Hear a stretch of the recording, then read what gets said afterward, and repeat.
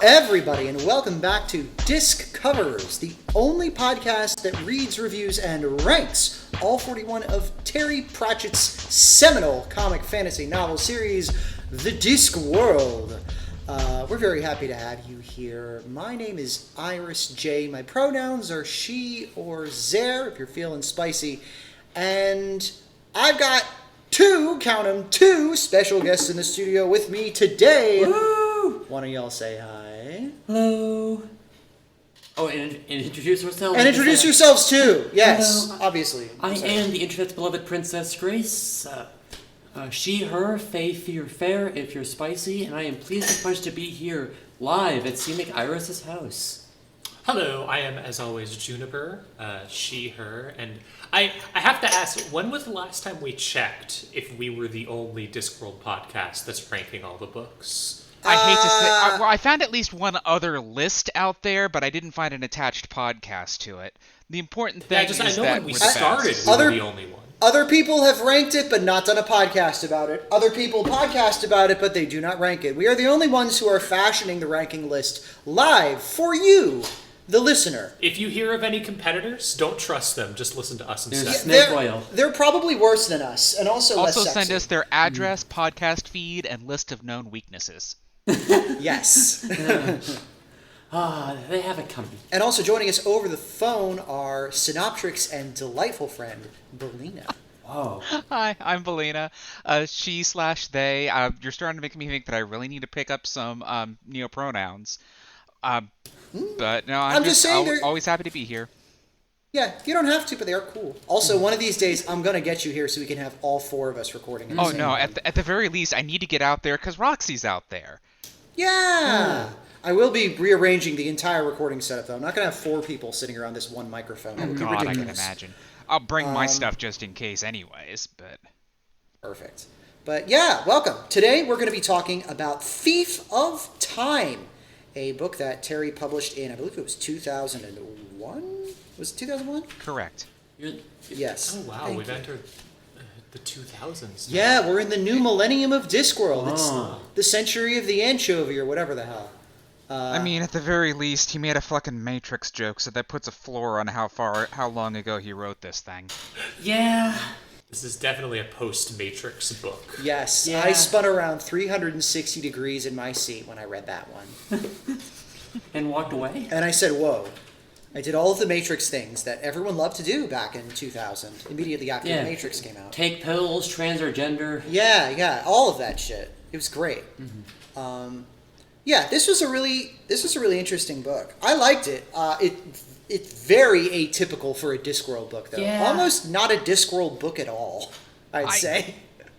Man, I really feel like this one's like a weird black sheep because we couldn't really find anything in the L-Space annotations. It only touched like a third of the book. The Wikipedia article only handles like the tiniest fraction of the book. It just feels like this one gets passed over. And I'm curious to see how we end up ranking it, but you know, we've got an hour and a half of podcast ahead of us first. Passed over or erased from the timeline? It's been dumped into the sea. My God. Well, why don't we hear the synopsis first, so that we can go into how weird the book is after going over what's in it. Possibly the only synopsis that exists. That's given true. Yeah, the way this shit is going. This one's for you, Wikipedia. Yes. Take it away whenever you're prepared, Lena. I regret to inform everyone that the Auditors are back on their bullshit. Seeking to utilize a loophole in what they can and can't do, they incarnate one of their own as Lady Miria Lejeune, contacting a remarkably talented timekeeper in Morpork named Jeremy Clarkson to build a clock that is capital A accurate, the clock to end all clocks. Literally, it turns out, is the only way to make a truly accurate clock is to make one that would interfere with the natural flow of time from outside of the universe. Jeremy doesn't know this, but it's happened once before. Death gets wind of this, but as he lacks the ability to directly meddle, he puts Susan in its way instead. The History Monks, one of those secretive sects near the Ramtops who had put the history back together after the last time this happened, also take notice. While they have trouble spotting where it's coming from, local living legend and unassuming sweeper Lu-Tze departs along with Lobsang, a remarkably talented novice, to seek out the source of the problem in Ankh-Morpork because that's where these things always happen.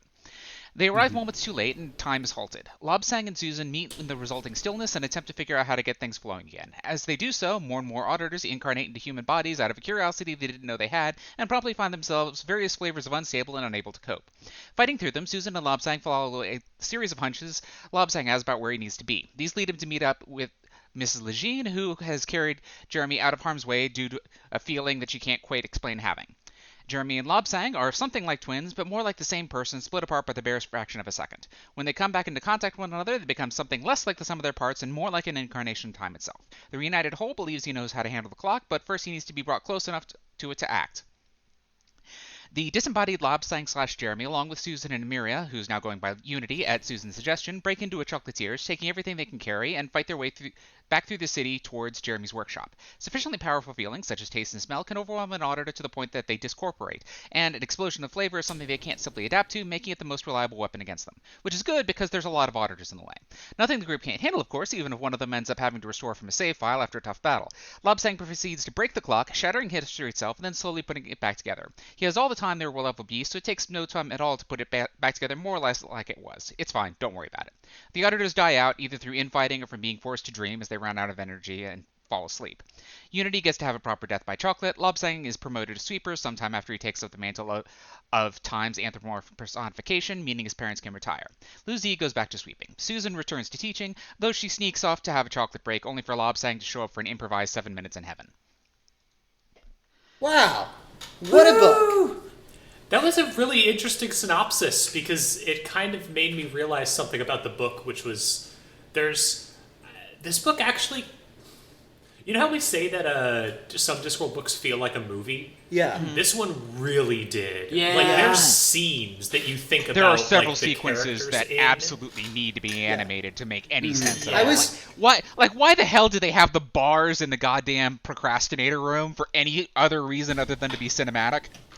Oh, for sure. I was saying this feels more than anything else like a Doctor Who spec script. Like, Yes.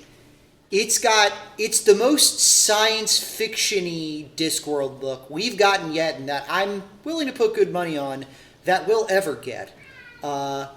It's kind of a rip-rollicking ride through, like, it's the Discworld, road show kind of a thing, but instead it's sort of this race literally against the clock to try and keep the world from being exploded by an incomprehensible threat that doesn't understand humans.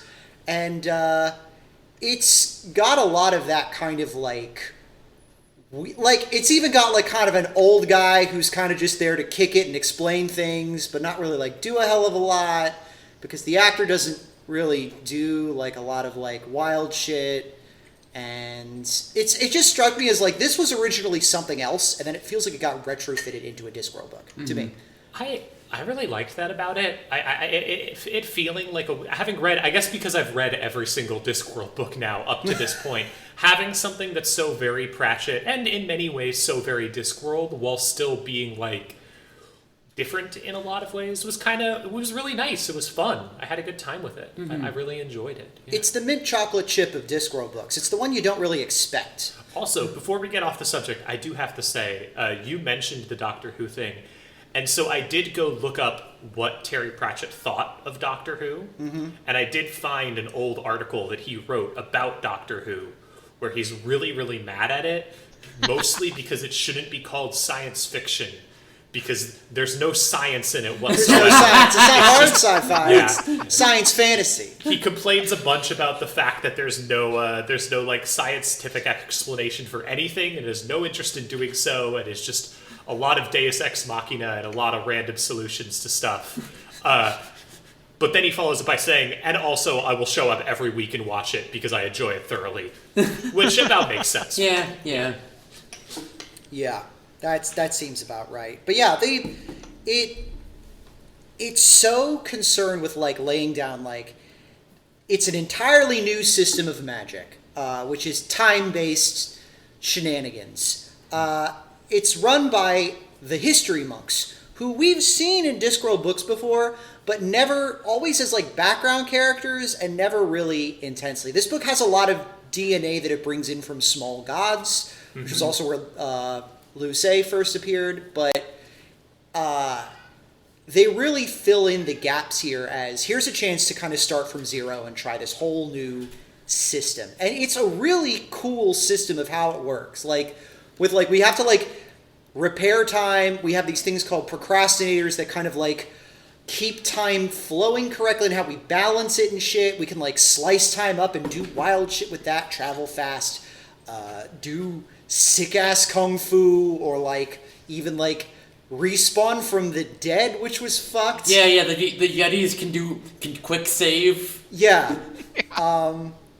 It's very cool. And also, I do appreciate that, like, only 5 years after Interesting Times, we got a book about Asians in Discworld that wasn't completely fucking racist. There's still some. There's still a little bit. Like there's a whole bit where he just makes up the names of martial arts and like, they named, like, Okie Okie Dokie and Deja Vu and shit. The thing is, like, those jokes feel like Discworld Yeah. jokes. Yeah. Like, Yes.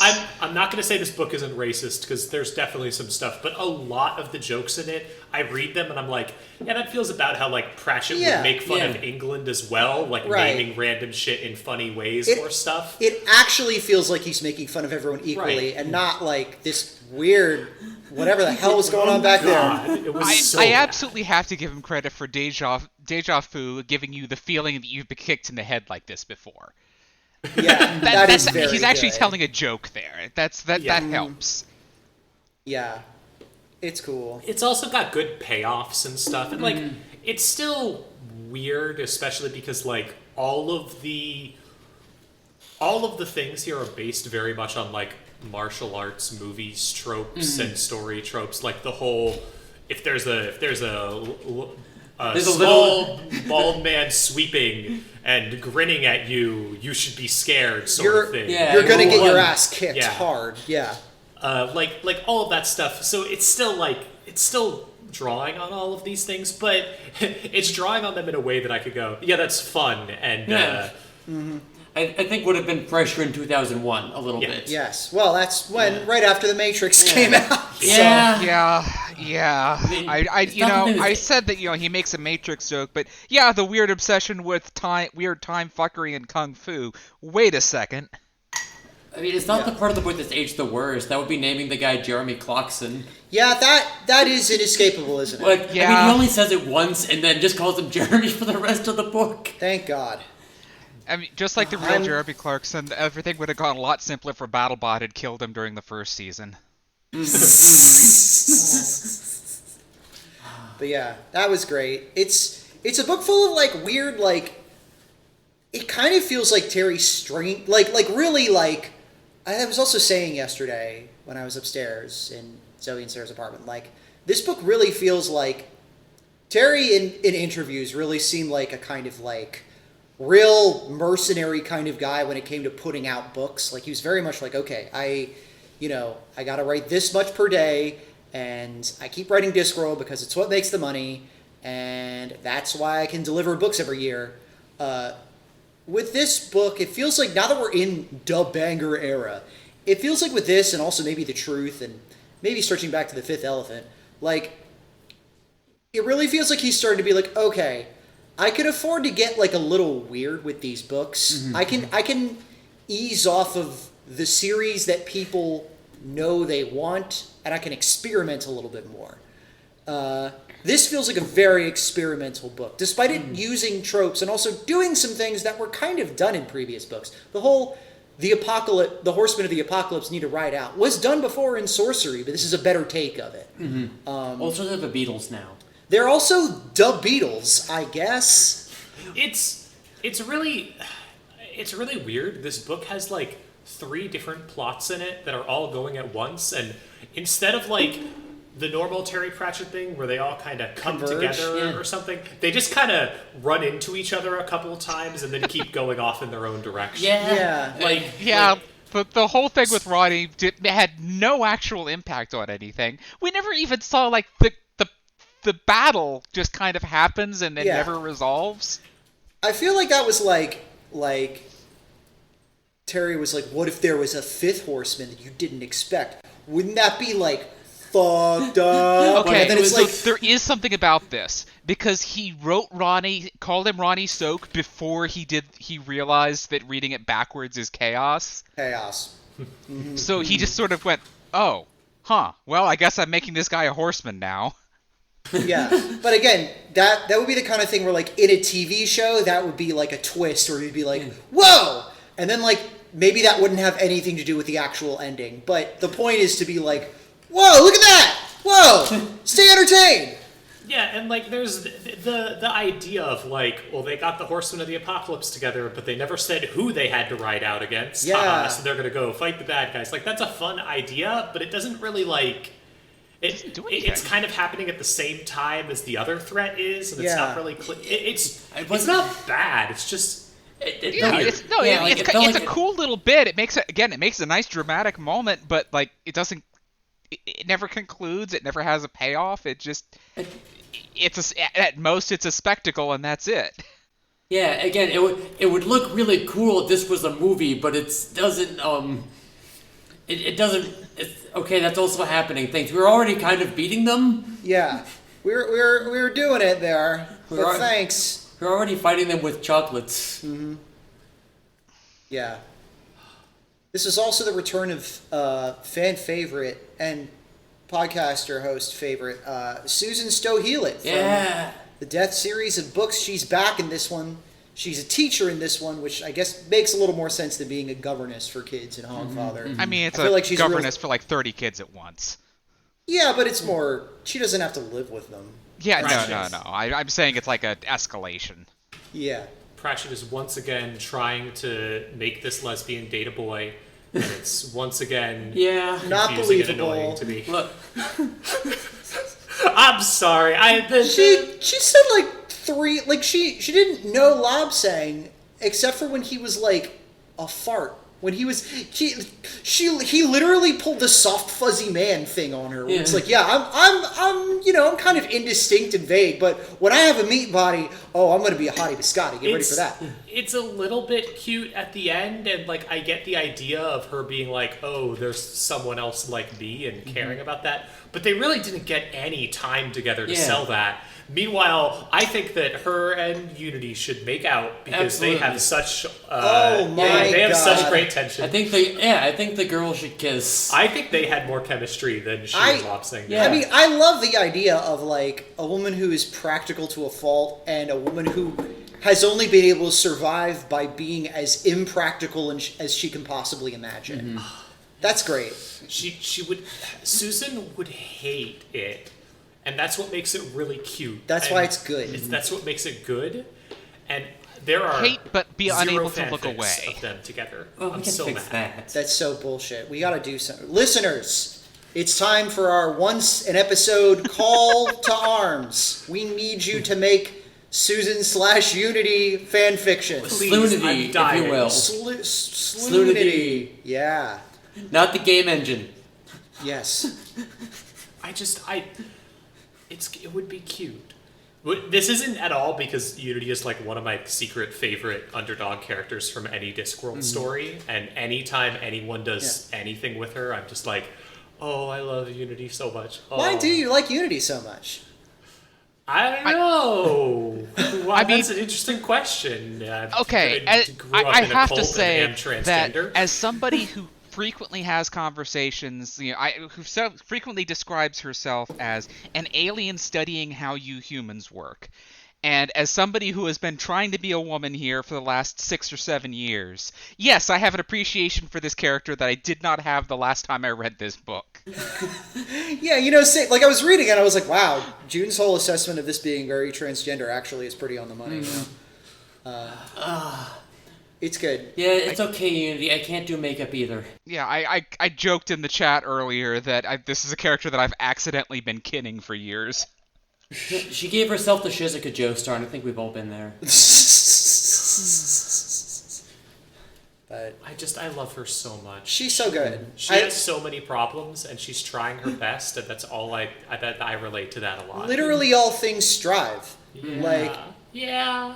It's great too because like during the big climax of the book, like, hundreds of auditors start inhabiting human bodies and trying to survive as human. And it's like, it's Terry's whole thesis of like, oh yeah, order could never withstand in the face of emotion or in the face of passion or desire or whatever the fuck. And this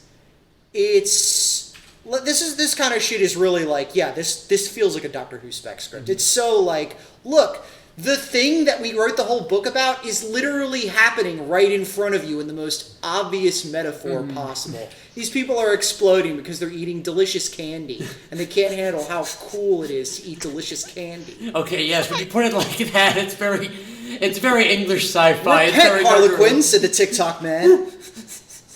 Yeah, I was gonna ask how y'all felt about the fact that the female characters were defined almost entirely by chocolate. It does make the whole cracks that Agnes did about how, like, oh man, it's so wild that there's a skinny girl and a lot of chocolate inside of her. It does make those feel a little weirder. Like, there's this weird, like, women do be eating that chocolate thing running through Terry's oeuvre that I want to be like, where did you get this whole thing? If that was like a joke back in the day, that's not like a joke now. I can't wait for the next book, Women Be Shopping. Women? On the disc. And stop spending all of that money, women! It did lead to a couple of good jokes, like everyone being in awe of him being able to only eat half the chocolate because he's like the ancient kung fu master and that's what he could do. And with Susan, it works a little better for me because her whole thing is just being very practical. Right, so like the contrast is fun. It also shows that weird. she's still human. Like, it's important that they show that she's not a total like robot, because then she'd seem no different than the Auditors. She still has human desires, human emotions, and human cravings. God forbid woman eat anything. I mean, I'm pretty sure that Isabel had a chocolate obsession, so it's another one of those like weird little hereditary things. Oh yeah, I forgot about that. I don't know. I also mentioned yesterday, like, I get 75% of the way to the book. They get to the chocolatiers, and I immediately have to put the book down and be very thankful that we're very close to Valentine's Day, so I could just go buy chocolate. I didn't have any chocolate. I was so sad. I'm sorry. I had to eat the last frozen Snicker bar out of the freezer, which counts. I should have gotten some chocolates for our recording session. I'm so sorry. Alas. Get a handful of chocolate chips from the kitchen, I guess, if you really want some. Maybe next book will have more food in it. The next book is a Rincewind book called The Last Hero. I don't want to eat him. Yeah, I don't know. We'll see. But yeah, no. It's also short, so, you know. What do you think of Lu-Tze, our wizened mentor character? While we talk about him. I actually am... I am impressed with Pratchett's ability to have him seem like he can do anything and is all-powerful and the smartest guy in the room at all times, while also not having that just kind of destroy the book. Because I feel like that's not something he's been able to do in the past. But here he's like actually able to do, here's the mentor who's smarter than everyone and knows everything and is good and can do whatever he wants and solve all the problems, but like also he's like actually there's more to it. I think it helps that he can't solve all the problems. Yeah, exactly. He does make mistakes in the book. He does, like Lobsang literally says, like, yeah, you're kind of a scam, aren't you? Similar to like with witches. It's like, oh, you don't really do all the shit you say you can do. This is extremely I wanted to do a witch but a boy. Yeah. Yeah. We found another gender, and that's History Monk. Yeah, boy witch. Witch. But Bitch. No. He was really cool. I like that I like that they mentioned his little bonsai mountain growing thing. I like that he has the Garden of Five Surprises, which is a point-and-click adventure game he constructed on the the grounds of the History Monk Temple. That was cool. I like that he beats up the physical incarnation of time at the end. Yeah, that's like, sick. It's a great moment of just like, nah, fuck you. Yeah, it's like, I beat up time. That'll look great on the resume. Giving Rule 1 a nice little fill-up. Yeah. Also, there was the whole scene where they're just like, and here at the History Monk's place, we're going to do a James Bond bit for 2 minutes. Yes, That was cute! Yeah, I was wilded out by that. Here's Q, he's going to give them some fancy gadgets, and they're going to leave. That was a bit. He's invented a bowl with razor blades in it that explodes somehow. I appreciate that the bowl does come up much, much later. Yeah. Thrown by a guy who won a contest to be in a Discworld book. Was that what that was? Yeah, that's what Elspace says. Is the guy with the hair won a charity auction or something to be in a Discworld book. Holy shit. He was really cool, though. Yeah, I liked him. That was fun. Yeah, he shows up multiple... He's not just like a cameo. He's a character who shows up. Yeah, he's which is important. He's the guy who found Lobsang, for one thing. Mm-hmm. Yeah, that's cool. What did you think of? What did you think? Well, we talked a little bit about the Horseman. What did you think of Ronnie Soak as a character? And just the whole Horseman bit. I thought it was a little I thought it was kind of like it was a little Diet Good Omens, wasn't it? Yeah, we've done this before. We've been here before. it was cute. I think he maybe overstayed his welcome a little bit. I will. Yeah. But maybe it's because I was projecting my fucking Discord, My Little Pony opinions on him. Yeah, he does have kind of a John Delancey vibe. Yeah. To him. Yeah, now that you mention it, I wish you hadn't. Yeah, I was gonna say the thing that always pisses me off with literally Terry Pratchett was involved in 3 different books now where he's had the 4 Horsemen of the Apocalypse ride out, and let me tell you what, he makes the same mistake that everybody fucking does with this shit. Mm-hmm. He always names Pestilence as one of the 4 horsemen. Pestilence was not a horseman. That was added later. Biblically, it's war, famine, death, and conquest. Mm. Conquest is the 4th horseman of the apocalypse. But nobody mentions that. And you'd think that would be I don't know, kind of relevant, but no. I feel like that would be a much more fitting 5th horseman. All right, so I have 2 arguments here. I mean, we're gonna throw out the obvious argument of there's no Bible in the Discworld anyways, but the fact that they have to move with the times is integral to an anthropomorphic personification. In fact, it comes up as effectively a plot point because it's part of how Ronnie gets reinterpreted. And the fact that these days people think of pestilence more than they think of conquest, because they think of conquest as part of war. I suppose. Yeah, I guess. And I was going to say, we did just have a book, Django, that was literally all about conquest, but yeah. It was funny. I still don't think it was not a compelling bit, unfortunately, because we've seen it before. No. We've seen it several times before. I think I liked the Ronnie Soak parts more than I liked any of the other horsemen. They all just kind of sucked or were just there. Yeah. And it's just there were some alright bits. I thought it was funny that Pestilence trying to take down a please wash hands after using the restroom sign. Yeah, that was good. That was a decent bit, but it's okay, War is whipped by his wife, I guess. Thanks, Terry. His wife, war wife. War wife, wife. Yeah. And Famine is just a hungry guy. Yeah, one hungry boy. Creative. Yeah. It's hard, but the other problem is there's these 4 stooges, and then there's Death, who we know Death. He's one of the best characters in the Discworld series. He's fucking awesome. I just rewatched Hogfather with some homies for the holidays a few weeks ago. Death is still the best part of that film. Everybody loves the Discworld version of Death, so it's hard to create other characters who can even stand in the same ring as him. Yeah, which we even get in the book.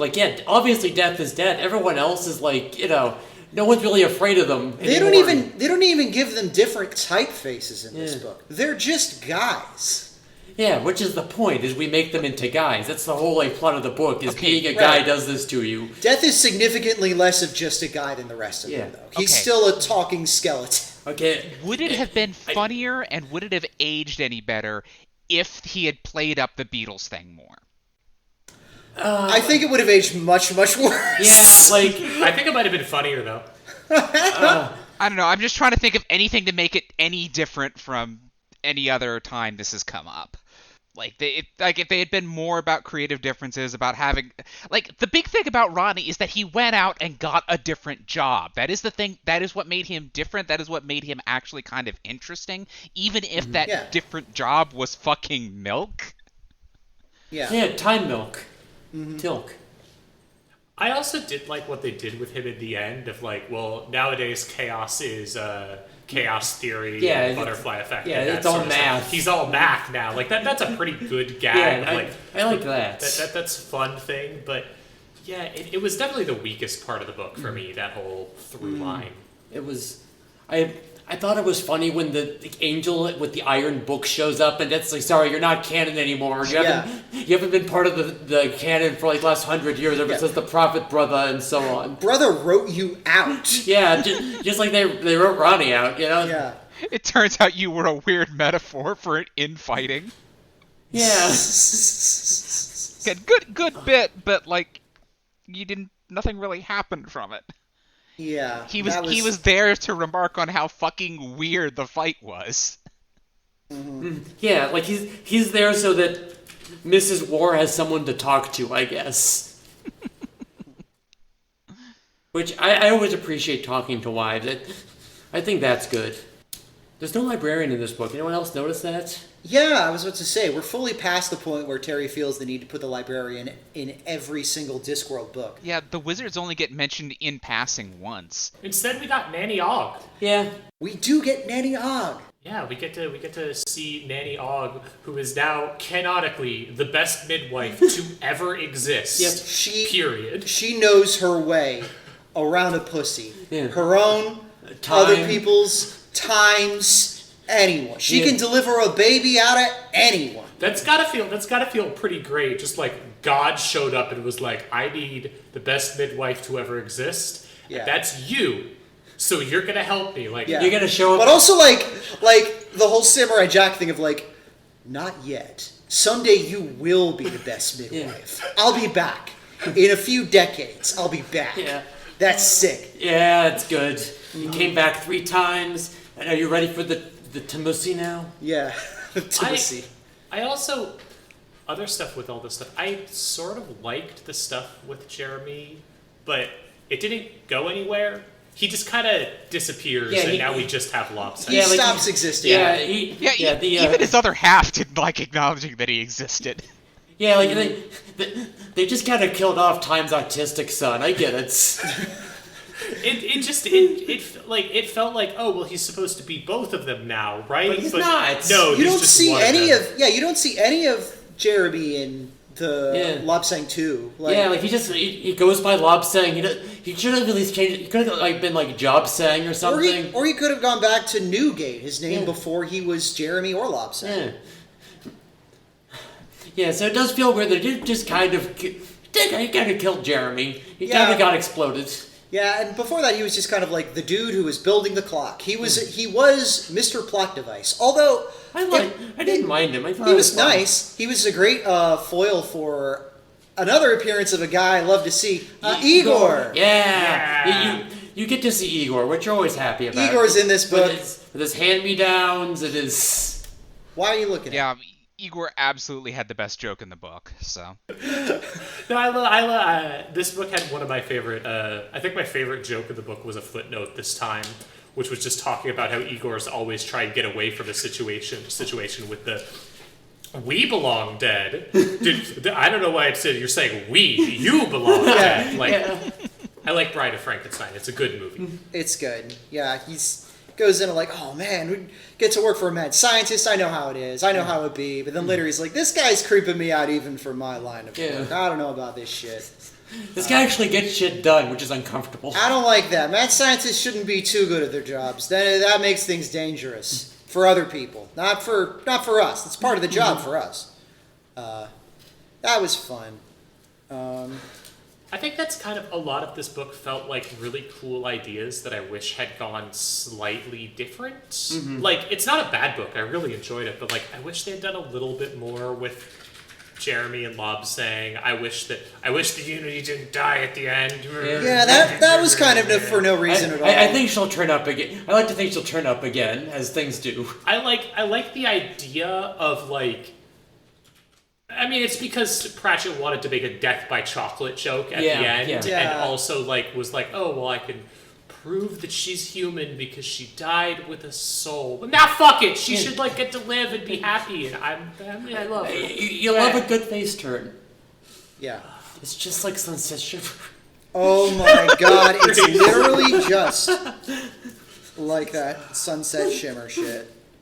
I also have terrible news. I've been browsing Tumblr trying to find art of any of these characters, as I usually do, and there is one person online who has drawn Lobsang, the titular Thief of Time, in the Homestuck Thief of Time outfit.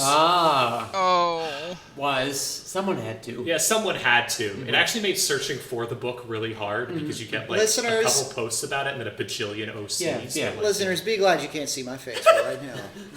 You really should be. It's a good face. Which kid from Homestuck was Thief of Time? Nobody. Nobody? You have to make it up yourself. Oh, okay, good. I thought But there was one I was structure. I thought there was one I was forgetting, like we were talking about there earlier. was at least one or two time-related characters, and there were thief characters. It is a valid construction using the parts that they give you. Let's put it that way. Okay. Yeah, it's got the 6 letters in the right place. Listeners, if you know things about Homestuck, don't tell them to us. Don't call in. Don't mess. There with are us. other better podcasts to bother about that kind of thing. Not us. We're Discworld podcast. If you are, however, stuck in a home for non-webcomic related reasons, you should probably call the fire department. Or just start reading Discworld. It's great. Read Discworld. It's great. It's great. It's a Love great it. way to steal the time. There were some other things that I liked. Okay, is there fanfic about Lobsang stealing TOCK, the watchdog, from the Phantom Toll booth? There's like 7 fanfics total of this book on AO3. I need to try and find more or anything like it. That sucks. I want more. Why didn't people like this book more? Listener, I take commissions. Yeah. I mean, again, it's like the least Discworld book that we've really done so far. It Definitely uses Discworld, the Discworld pieces it does. It's just that the more you think about it, the more it's like the Auditors just feel like the Cybermen or some bullshit. Yeah. It really, really is just a Doctor Who script with different wallpaper. Yeah, but with more jokes about C-mail and chaos grumbling about, they're always against the small businessman. I did find the most British thing in the book that I found. Yeah, and like in any Doctor Who script, everything happens in London for no goddamn reason. It just does. Yeah. I've been thinking, said a voice, maybe there are things worth putting up a fight for. And they are, said Pestilence, looking around. Salad cream sandwiches. You just can't beat them. That tang of permitted emulsifiers, marvelous. That one even has a footnote apologizing to the non-English readers for... If you live in a country where the tradition calls for mayonnaise, just don't ask. Just don't. Okay. It's basically Miracle Whip. Yeah. Until I saw an Ashton's video or something on it, it's weird. Salad cream. It's such a British thing. British people have such, and like, I don't really apologize to all of our British listeners, but I empathize with all of our British listeners because I was born there. British people should have a fucking magical touch at making even appetizing food sound gross. Look at it, you chip buddy. I'll never forget learning that apparently in England they call spaghetti with meat sauce spag bowl, which is short for spaghetti bolaise. Which, why would you call it spag bowl? That's disgusting. Not like a 2020s internet joke. That really is what they call it. Yeah, for real. Yeah. Belina, to your credit, I remember a dear friend of mine is Welsh. He is great, old friend. We go back to like 7th grade, even before that, really. But the first time I watched him make a chip buddy in front of me, I thought it was a joke. Because he just plates of bread, buttered it, put French fries on it, and ate it. And I thought it was playing a prank on me. That's like learning about fairy toast, where it's the same thing, but instead of French fries, it's sprinkles. Yeah, yep. And like, I will cut the Brits certain slack with their food because they did have the Blitz, but come on, guys. Yeah, people don't invent Bovril because they're in a good place. Yeah. If I were getting bombed, I would simply eat more toast. I would eat meat tea and French fry toast and salad cream and all that other weird bullshit. Yeah. And I would also. You mean Queen's Delight? You mean Plowman's Lunch? Ooh, yummy! Oh, you're having a Plowman's lunch. Oh, you mean like just raw food? You haven't assembled into a sandwich yet? Yeah, okay. Plowman's Lunch is like bread, pickled onions, and like cheese or something like that. It's very good. Yeah. I like a Plowman's Lunch, but that's because I like bread, cheese, and pickled onions. I'd rather have a Plowwoman's Lunch. Yeah, because I'm gay. It's like, I'm having a cartoonist sumptuous feast, and it's like a spoonful of peanut butter and a rolled up tortilla. And like, okay. Yeah, you can just eat whatever you want after your job. Anyways, there's our Type 5 on British food. Listeners, if you're British, I'm impressed you're still listening. I'm sure they've never heard British food insulted ever in their lives. I'm looking at other... Oh, yeah, another... They say Among Us once in this book. They do. I heard the little... I do want to point out that another interesting thing about this book that I really liked is that it's a... So, you know, we all know Terry was a huge nerd. One interesting thing they mention here is that the history monks mend time whenever it breaks or bends or warps by stitching in bits of the past or bits of the future from places where it won't be noticed. A while back, the glass clock was built in Ubervault and exploded, which caused a huge time rupture. They had to fix everything, pulling bits of history from here and there to paper up the cracks. And he does mention that there were some iffy wars that happened a couple times, and also in Ephebe, there were like philosophers who existed like hundreds of years apart, which if you remember, in Eric, the philosophers Zeno and Abid show up. But they also show up in Small Gods, which took place like 1,000 years before the events of anything that happened in the main timeline of Discworld. And I gotta wonder, did he mention that specifically in the book? Because that continuity error bugged Terry that much. It hasn't. None of the other continuity errors have gotten to him, but this one did. That one did. Chance to if it was anybody else, I'd be like, it probably didn't matter. But yeah, as I Terry. noticed elsewhere, like Lu-Tze does show up in Small Gods, but the narrative pings him as 6,000 years old at the time. Mm-hmm. Which, I mean, again, like, he's like 600 years in this one.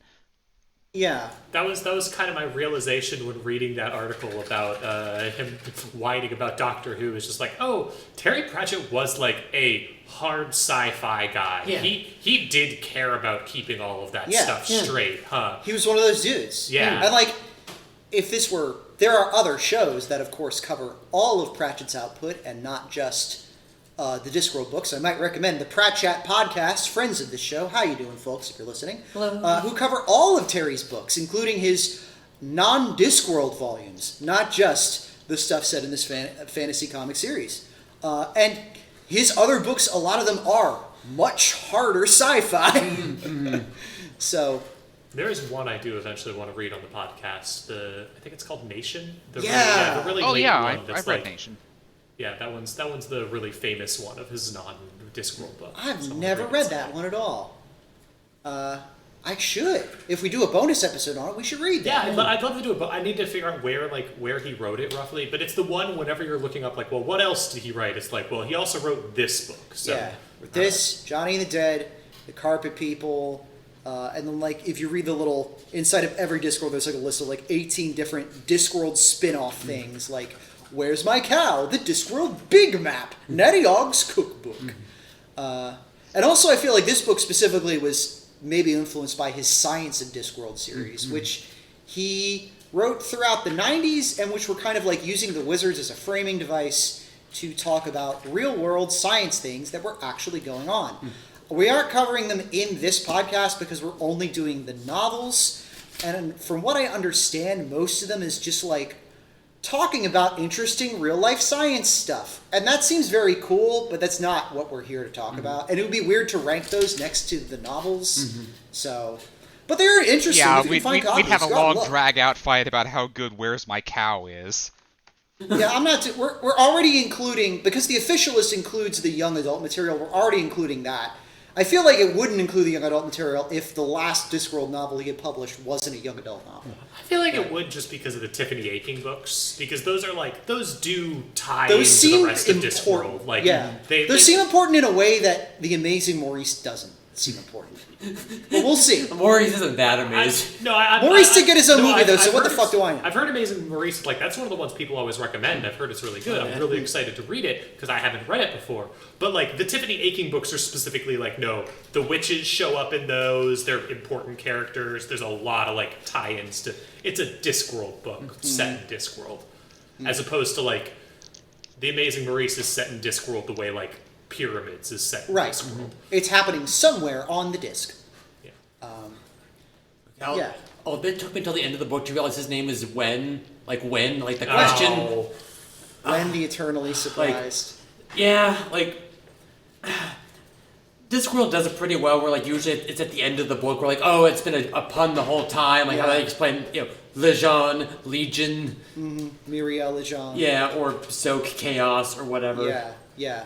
I liked showing a little bit of When in this book. Yeah. I think that it reminded me a lot of this is a massive tangent, but we're only 45 minutes into it all the time you need. Okay.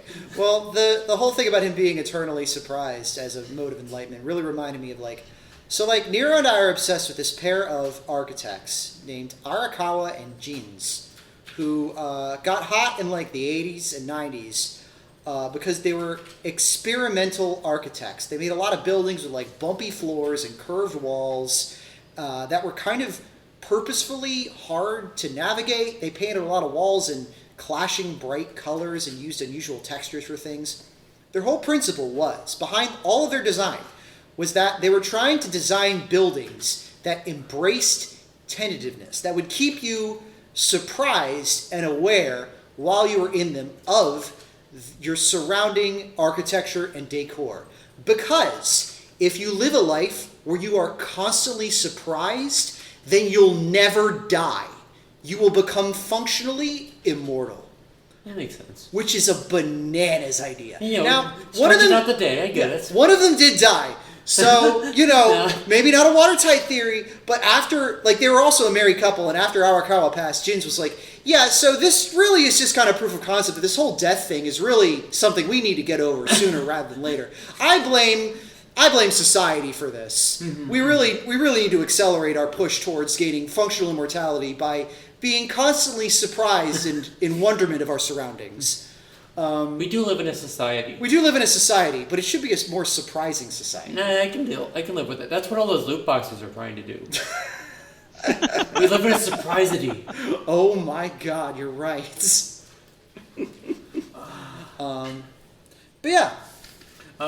Sorry, their tangent done. Anyways, reading him all the times when he popped up, I was like, oh yeah, hell yeah, this is how they live forever. Is they just stay surprised all the time. They're always jumping out and go, boo. Okay, I thought it was funny when the auditors are like, because they're doing their whole research thing, and they're like, oh, we need to eat. Oh, yes, you there, you've been studying food. Yes, I know thousands of food. Yeah, well, name one. You love food? Well, name one. And he names cheese, and they go find some cheese. It was funny in retrospect, I think, more than it was at the time. I liked the bit about them going to the art museum and disassembling all the art to find out which part of it was the art. Yeah, they disassembled one of the only two paintings anyone in Akbar Pork cares about, which is like... Man with big fig leaf and 3 nude women and small piece of gauze. Yeah. I loved Unity's internal monologue about them, just like, haha, yes, you've turned into people, now you get to suffer like I have, except I'm better at it! Because I relate to that a lot. Watching other people being like, yes, we're both going to struggle with this, but I'm good at it, you fuck! I appreciate the one bit where Susan admits that she knows where the painting of Man with Fig Leaf was, because she comes to the art museum all the time. She's like, I know what I like. And she says, you're an art appreciator? I know what I like. So she admits that she is capable of being horny. This looks great. Now, if only they made girls with one of these things on it, that'd be amazing. She didn't say anything about the other painting, but the other painting presumably survived. That is true. Wink, wink. You heard it here first, folks. Auditor said Yuri wins. That's true. And if you want to find out if Yuri wins, you can check my Yuri calculator at princess.soft/Yuri. If the auditors don't say Yuri wins, then we will. Trying to find other interesting things. Do you think they explored each other's bodies after they had them? No, I think that would kill them. They would literally die. I think they would die. That's my pitch for a fan fiction is Unity being scared to explore Susan's body, her own body, and asking Susan for help. And I won't go further into it because I can fill in the blanks. Yeah, you can fill in the blanks, and someone should fill in the blanks. Someone write should. it and send it to me, and I'll be happy forever. I think love can win. Yeah. I think that sex is hot when there's the threat that you might explode from the sheer Yeah, sensation. it's feeling too good. Yeah, like if it feels too good, you might die instantly. That's actually kind of hot. It's not called the little climax for nothing. Yeah. Or the little death. Yeah, no, Sorry. no, The big look, climax, it's called the Little Death for a death. reason, and Susan herself is a little death.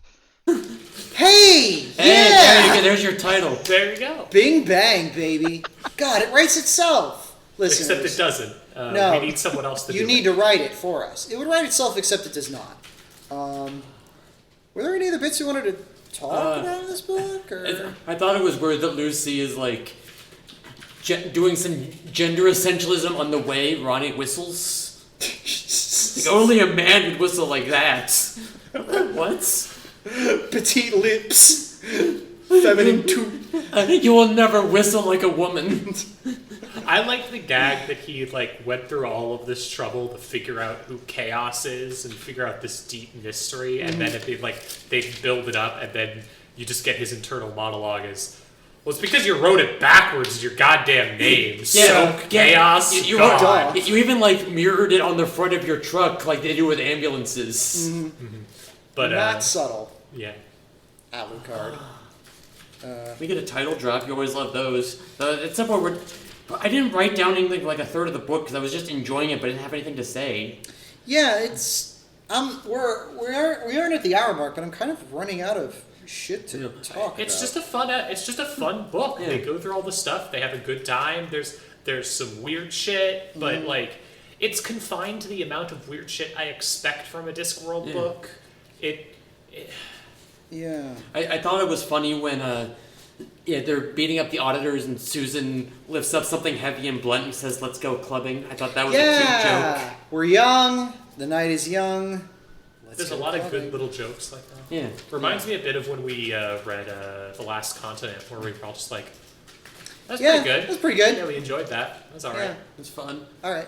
Well, I was going to say, if you wanted to, we could go to the ranking if you don't have anything else to talk about. Or I wish I did.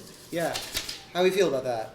Yeah, I think I'm unfortunately out of juice. Like, we've got favorite jokes Yeah. and rank, and that's it. We've I'll already say, I covered think half of this those did- favorite jokes. I'll say I think this Discworld book would be one of the best possible ones to make into a movie. Yeah, I think so. I might just cut out the entire death thing with the Four Horsemen. I think that you got to keep it in there because if people are going to go see a movie about the Discworld, they're going to want to see a little bit of death content. Yeah, I mean, But- you keep death, but I don't think you need the whole Four Horsemen. I mean, death has to Yeah. set I don't need him Susan getting the against band the back problem. together. I think it would heavily change it. I don't know. But the other stuff you could keep pretty easily. Yeah, that was cool. Okay. Also, I thought it was cute when Igor talked about having his hand-me-downs. His Yeah, no, my hands! favorite joke in the entire book was, the line about how his grandfather built the first glass clock with these very hands, and looks down and says, his wrists are covered in scars. Like, you guys really do believe in hand-me-downs, don't you? Yeah, it's good. That's great. So, on Discovers, we have an official ranking where we're ranking all 41 of the books. This one, I don't think... Our last episode was The Truth, and The Truth came in hot at number 2, right below Feet of Clay. I don't think this one is going to score as high, to be real, but I will say, let's start at the last kind of death-related book that we had. Would we say that it's better or worse than Hogfather? Oh, it's been a while since Hogfather, so...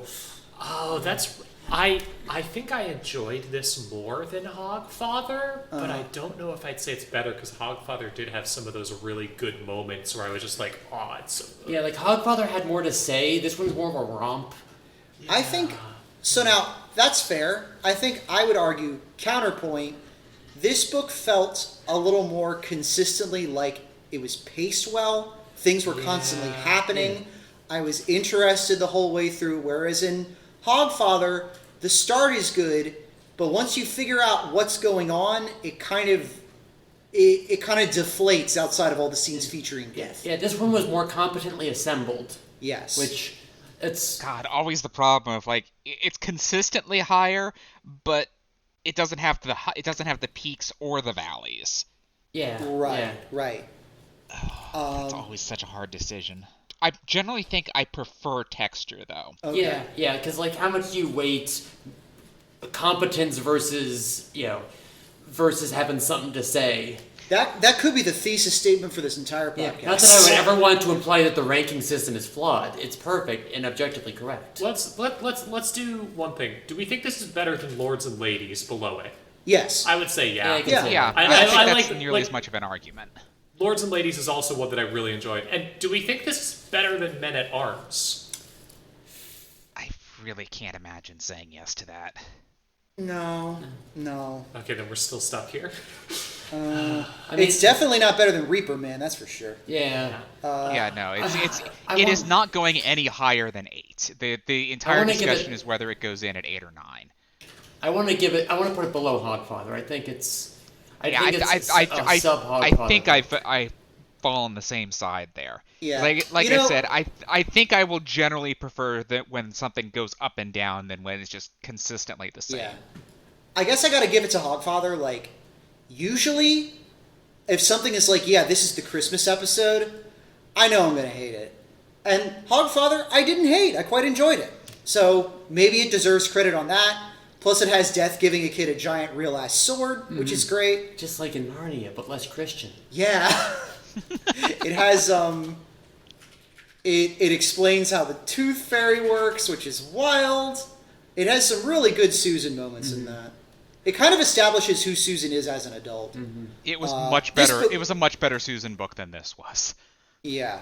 All right, I'm game to put it at number 9 below Hogfather. Yeah. That seems like a reasonable place. 9, but we still enjoyed it and fully recommend it. Yes, Like, it's this close. Is Yeah, It's a good this is still absolutely a banger. It's just not like a worldview shaking one like some of the stuff in the Yeah. top. It's a bang her. Even. If you're an intelligent person, you realize that sometimes the 7 out of 10s can be just as good or even better than the Yeah, 10 this out is of an 10. It idea. really makes you think. Really makes you twink. It does. Well, not me specifically. I tried that. It didn't but, work out. It really makes you time twink. Ah. Oh yeah, the thing about time slicing, I forgot to mention this during the episode. This is so stupid. But I remember when this was like my favorite Discworld book when I was a teenager. I think the thing that I always loved the most about it was how time slicing worked, where it's like everything slowed down, but you needed to keep moving to keep the air molecules around you from freezing up. And also, as you got slower and slower, you got the red shift, the Doppler effect with light, so that everything would get, the only things your eye could see would be closer and closer to like the blue and then violet wavelength. And as you slice time thinner and thinner, everything goes ultraviolet until they hit that weird valley where everything's fine, which is more of a narrative device. But like, that's so like, you can tell Terry thought about like the science behind that, and even though it's like bullshit, it's bullshit informed by scientific ideas, which is very cool. It's nice to see. Yeah. He thought about it and you love to see it. Yeah. It's consistent. I thought that was very neat, and also I want a procrastinator for myself. move. Oh, absolutely. For my bag. I can think of so many ways to use. I thought of so many ways to use that when I was a teenager. I can think of so many ways I could use it now. Because, after all, procrastination is the thief of time. Oh my God, you're right. Holy shit! It's the one thing the L-Space annotations for this book are good for. They didn't catch Jeremy Clint. They didn't catch the pleased to meet you, let me guess your name. L-Space was dropping off. I mean, I guess it was like in 2001, so like we were getting to the point where people weren't updating the site as much, but I don't know. Anyways, thank you for listening to Discoverers. We really appreciate it. No fan mail this week, but if you'd like to send us some fan mail, we always love that. We love reading it on the show. Our email address is disc@hypnovire.us. That's disc@hypnovir.us. Remember that. Send us your thoughts about whether you read Thief of Time or a previous book or our next book or whatever the fuck. Just want to say hi, feel free to. We also have socials, medias.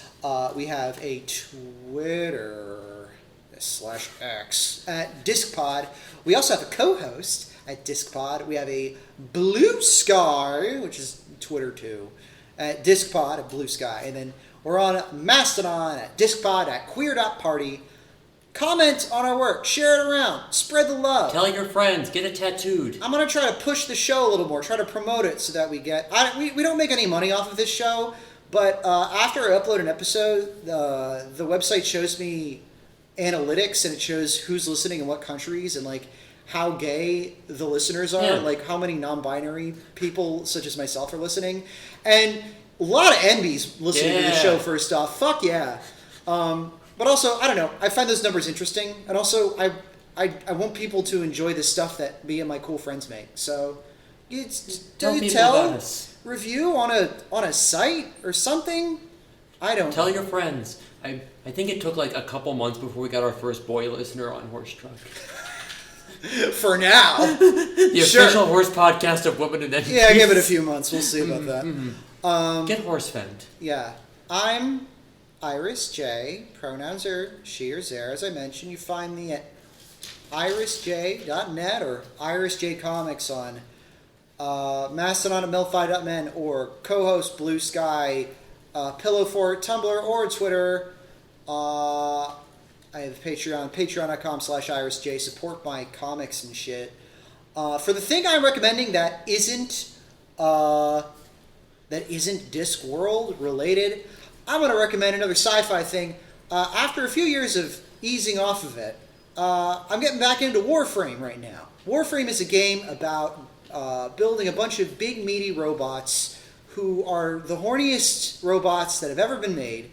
And you jump in them and you kill 70 billion people.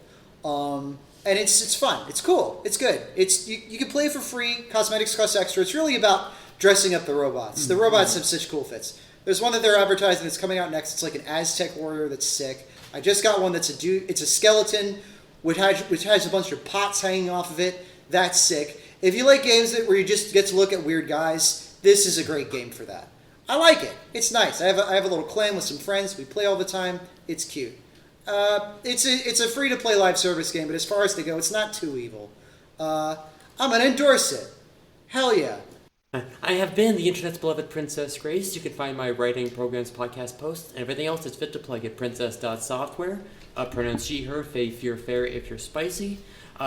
Check out my writing. I have one or possibly two new stories coming out by the time this episode is live, so check that out. I'm sure you'll enjoy them. As for my other thing to recommend, I think I've mentioned this before, but if I haven't yet, watch Gal Gaigar. When you're watching it with friends, it is, I think, possibly one of the best super robot anime ever made. We're watching Gal Gaigar now, too. I can attest. It is a show for sickos. It's so good. It has some of the best opening of all time. Yeah.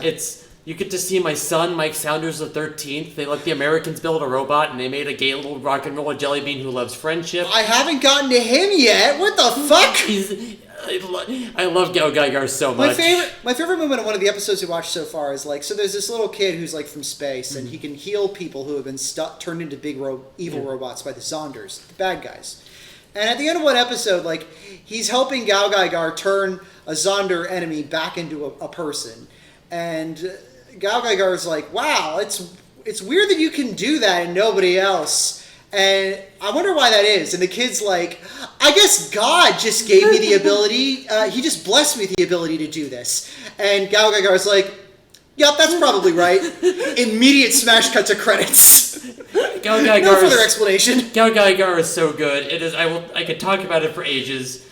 Make sure you watch the OVA Gal Gaigar final, and for bonus points, you can watch Better Man, which is a much less happy series happening 2 towns over at the same time. Because Gal Gaigar is the last of a series of giant robot anime series that stretch back called the Braves series. Gal Gaigar, King of Braves, Gal Gaigar. Yeah, he's the king of them.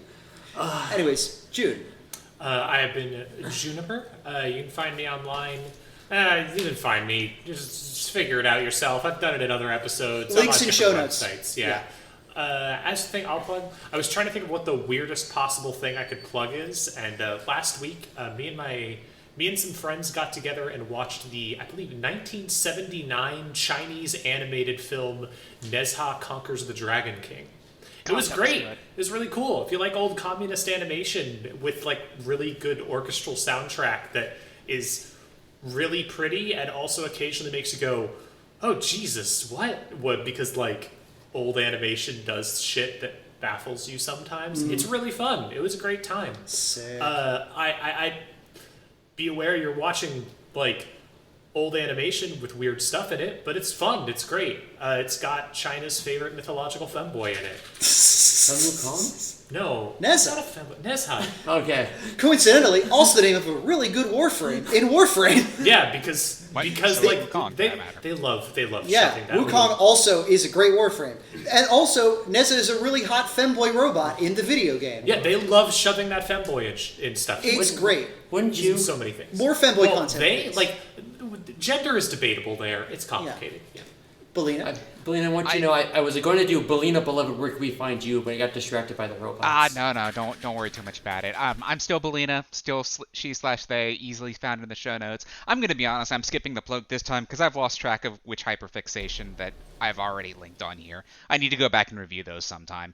I haven't done anything particularly easy to share lately, and these plugs have already gone on long enough. So, Well, thank you for being here. I will just recommend your own sweet self. Yeah, I recommend you. I recommend being friends with Belina. Yeah, Belina's very cool, and we love her. If you get the chance to appreciate Belina, I recommend taking it. Yeah, I'll link to some of your recent commissions you've gotten. You've been getting some real good commissions. Roxy has been on fire lately. God, yes, she has. No, Yeah. I'm not trying to be self-deprecating. I just don't like repeating myself. That's all. Understandable. Let's recommend Roxy. Roxy's art is amazing. Yeah, So no, exactly. Go Open fucking for commissions. Commission Roxy. Check out her art. Appreciate the hell out of that spider. Yeah, she's great and lovely. Great spider. Yes. Anyways, next time we're going to cover The Last Hero, where we join our old friend Rincewind on one more outing. It better be the last time. Oh, and this one's illustrated too. We haven't done that since Eric. This is the one only one Hooray! I've got a physical And hey! copy of. Kohen the Barbarian is back. Wow. Hooray! I wonder if he's less racist now. Aren't we so excited for this wonderful book? That's the last obstacle we have to get through before we get to Night Watch. And then we'll be truly in the bangers there. And then we're gonna really finally get to the first real Discworld book, I think. Really, this is where Discworld begins. Until next time, folks. Truly they were a thief of time. Really, the thief of time was inside us all along. That's true. He's inside like a big glass castle. Yeah. And they that's talk also about good. it in the book. That's also good. I mean, it might be inside Susan, but that's a Hot diggity damn, baby! Anyways, have a good night, everybody. Follow your dreams.